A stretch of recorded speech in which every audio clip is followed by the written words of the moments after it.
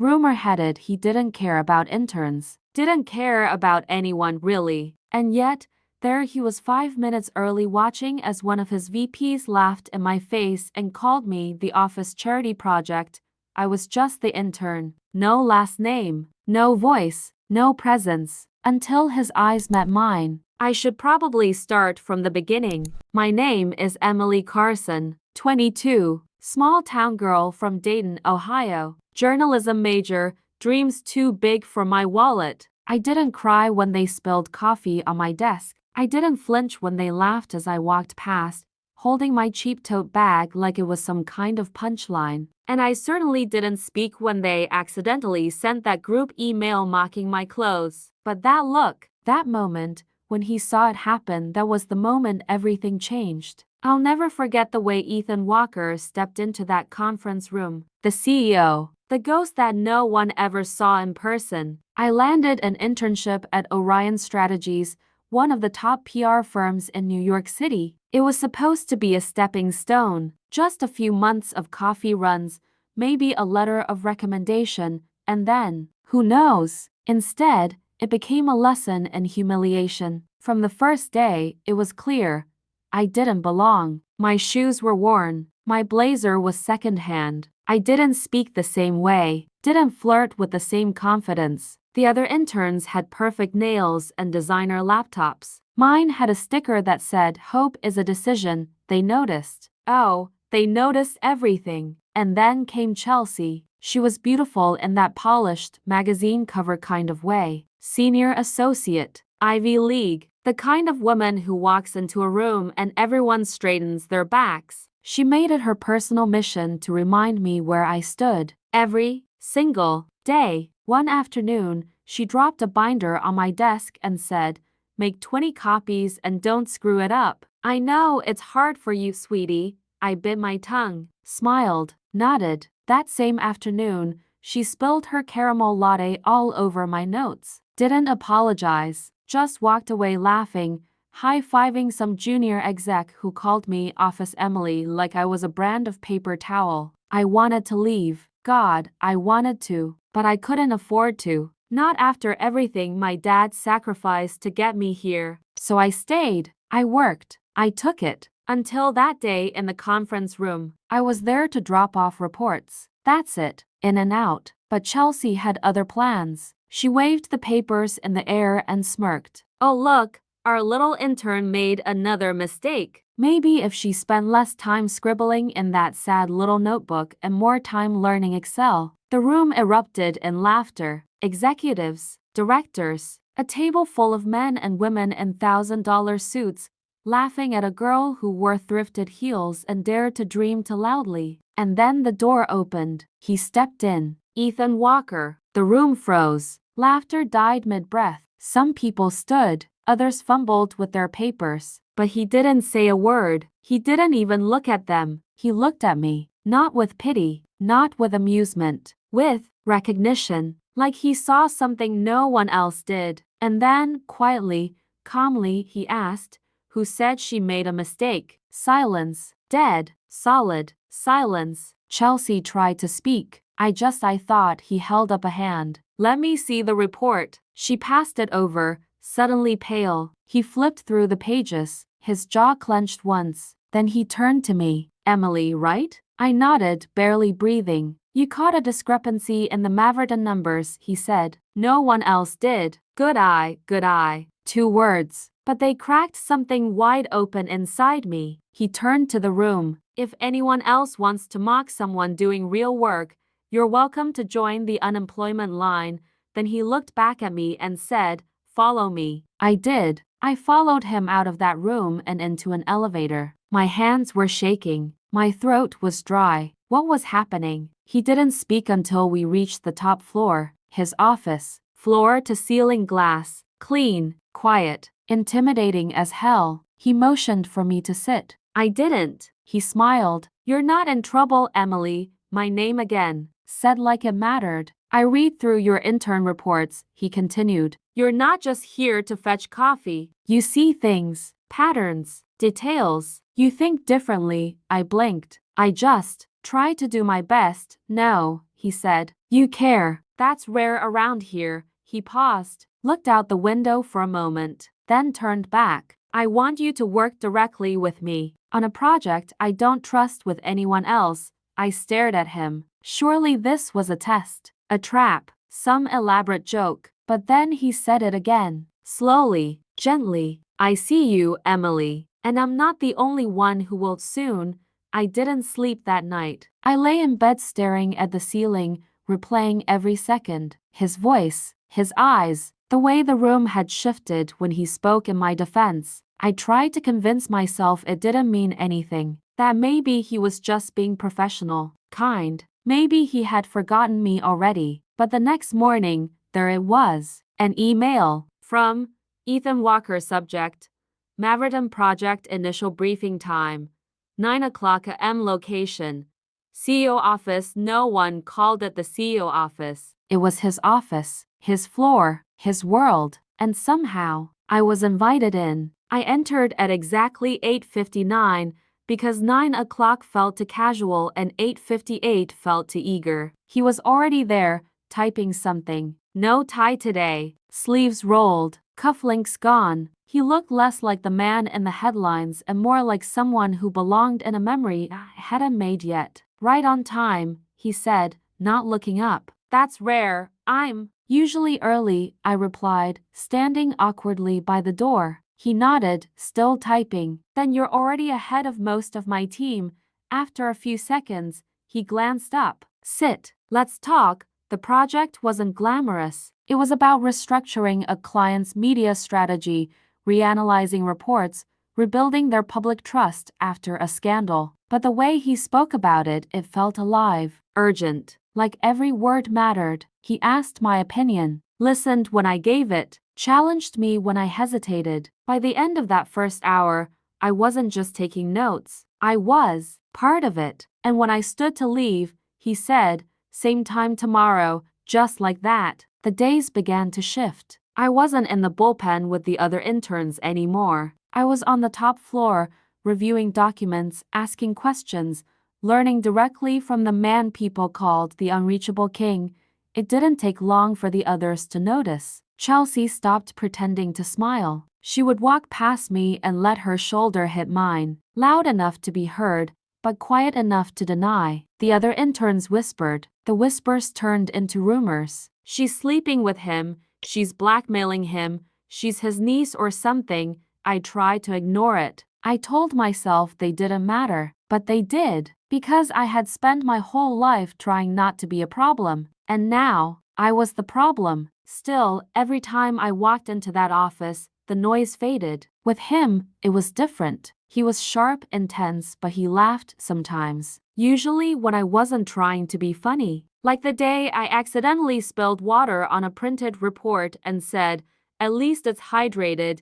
He chuckled, actually chuckled, and said, "That's terrible," but he didn't stop smiling for a while after. I didn't realize it was getting personal until it already was. One evening, I was still in his office past PM. Everyone else had gone home. We were reviewing case studies on his tablet, and I leaned over to point at something. That's when I noticed how close we were. His shoulder brushed mine. I froze. He didn't move. Instead, he looked at me, fully, softly. There was no arrogance in his face, no tension, just awareness. "Emily," he said. Just my name. I didn't answer. I couldn't. I felt my pulse in places I didn't know had rhythm. And for a second, just one, I wanted him to kiss me. I think he knew, because he stood up, backed away, changed the subject. But the air had shifted. After that, he started keeping more distance. He called in other managers to our meetings, asked me to send reports instead of bringing them, smiled less, laughed never. I told myself I imagined it, that maybe I had crossed a line. But then came the gala. It was Orion's annual corporate benefit. Black tie, champagne, velvet, everything. Interns weren't invited. Of course not. But that afternoon, as I packed up to leave, I saw the envelope on my desk. To Emily Carson from E. Walker inside. An invitation. No note, no explanation, just my name in elegant print. My hands shook as I held it. I borrowed a dress from a friend, did my own hair, hoped my heels would survive the night. When I walked into the hotel ballroom, I felt like a painting hung in the wrong museum. And then I saw him, Ethan, standing by the bar, surrounded by people, yet completely alone. He wore the kind of suit that made women stare and men step aside. He saw me, and for the first time in weeks he smiled, not politely, not formally, like he had been waiting. He excused himself from the crowd and walked toward me. "Emily," he said, like a question he already knew the answer to. "You came." "I didn't think I should," I whispered. "I did." His eyes dropped for a second, just long enough to notice the curve of my neckline. Then he looked back at my face, straight into it. "I'm glad you're here." He didn't touch me that night, not even when the music slowed and couples drifted to the dance floor, as if pulled by invisible threads of silk and suggestion. Not even when I stood beside him, close enough that his cologne wrapped around me like a secret I was dying to confess. But he looked at me, really looked, and in that look was everything he didn't say. We left the gala separately. He walked me to the elevators, waited in silence, his hands folded behind his back like he didn't trust himself to move. Just before the doors closed, he said softly, "You look beautiful tonight." The doors shut, and I leaned against the wall, breathless. The next morning, everything felt louder. The elevator ride, the typing in the bullpen, the voices in the hallway. Even my name sounded dangerous when Chelsea said it. "You really have no shame, do you?" she hissed near the coffee machine. "Throwing yourself at the boss like that? What do you think this is, a Cinderella movie?" I didn't answer, because I didn't know what to say. Was I throwing myself at him? Was I imagining all of it? I wanted to believe there was something between us. But maybe I was just a pretty intern with sad eyes and a good GPA. Maybe I was nothing at all. That night, I stayed late again. Not because I had to, but because I wanted to feel something that wasn't doubt. I was in the small office on the 14th floor, the only one left with light. I just finished printing edits when I heard the footsteps. Steady, familiar. And then, his voice behind me. "You forgot your scarf." I turned. Ethan stood there, holding the pale blue scarf I had left on the arm of his chair the night before. His eyes searched mine for a beat too long. "I didn't think you'd notice," I said. "I notice everything about you," he replied. And just like that, the line between us cracked. We didn't kiss, not then, but he stepped closer. His hand brushed mine when he handed me the scarf. His fingers lingered. "I can't stop thinking about you," he whispered. "And I know I shouldn't. I should have walked away. I should have said, 'We can't,' or 'This isn't smart,' or 'You're the CEO. I'm nobody.' But instead, I whispered, 'Then don't stop.'" And for the first time since I met him, he looked afraid. Not of me, of what I was becoming to him. What followed were stolen glances in hallways, lingering touches when no one was watching, midnight texts that started with "just checking the numbers" and ended with "I wish I could hold you right now." We were careful, so careful, but the more we tried to hide it, the harder it was to breathe. One night, he called me into his office after hours. I expected a project, a file, a reason to be professional. Instead, I found him standing by the window, looking out over the city. He didn't turn when I entered. He just said, "Do you think I'm a bad person?" I froze. "No," I said carefully. "Why would you ask that?" He exhaled. "Because I want you in ways that would ruin both of us." The silence that followed felt like gravity. When he finally turned to face me, his eyes weren't calm anymore. They were hungry, desperate. "I haven't touched you. I've tried not to. But if you stay, Emily, I can't promise I'll keep trying." My heart thundered in my chest. I took one step toward him, then another. He didn't move, not until my hands reached his collar. And then he was on me. The kiss was fire and thunder. Soft lips, rough hands, years of restraint crashing into one violent release. He kissed me like he'd been starving for years and only just realized what food tasted like. We didn't undress. We didn't need to. That kiss was more intimate than anything I'd ever known. When we finally broke apart, He rested his forehead against mine and whispered, "This changes everything." I nodded. "I know." He stepped back. "I can't protect you from what comes next." We tried to pretend nothing had changed. We showed up at work like always. We kept our distance in meetings. We avoided each other in hallways. But everything had changed. I could still feel his kiss on my lips days later, still hear the rasp of his voice in the way I read his emails, still catch myself holding my breath when he passed behind me, wondering if he would brush my arm again, wondering if anyone saw. Because someone always sees. Chelsea did. Of course she did. She watched me like a hawk, always pretending not to, smiling that perfect, empty smile she wore like lipstick. One afternoon, as I left the break room, she followed me into the hallway and said just loud enough for two interns to hear, "So, what's it like being the CEO's little pet project?" I froze. "I don't know what you're talking about." She leaned in, voice dripping honey and venom. "You will, soon." That night, I stayed in the office late again. I thought Ethan might call me in, like before, but he didn't. So I sat at my desk, eyes burning, the weight of everything pressing on my shoulders. I was falling for a man I couldn't have, a man I wasn't allowed to love, but I wasn't ready to walk away. When I finally stepped into the elevator, my phone buzzed. One message: "Ethan, conference room 9. Now, my heart thudded like it had been waiting for that text all day. He was already inside when I got there, door locked, lights low, pacing. He didn't say anything at first, just stared at the table like it had betrayed him. Then quietly he said, "Someone leaked photos of us." I felt the blood drain from my face. "Photos?" He nodded. "One of the interns caught us leaving the gala, then found a way to access security footage from the server room."